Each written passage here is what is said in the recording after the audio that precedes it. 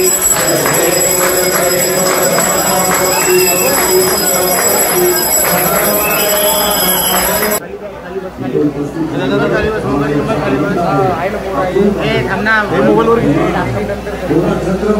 Minute sir, या कॅमेरात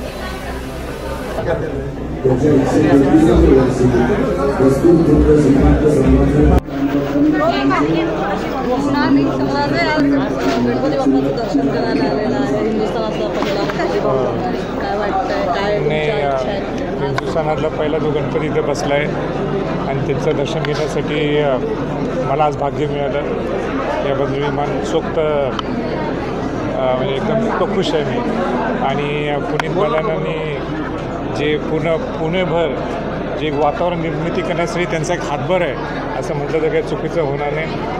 आणि त्यांच्या कार्याला माझ्या मनापासून शुभेच्छा आहेत. आणि 5-6 दिवस कोल्हापूर, आज पुण्यात आलो आहे.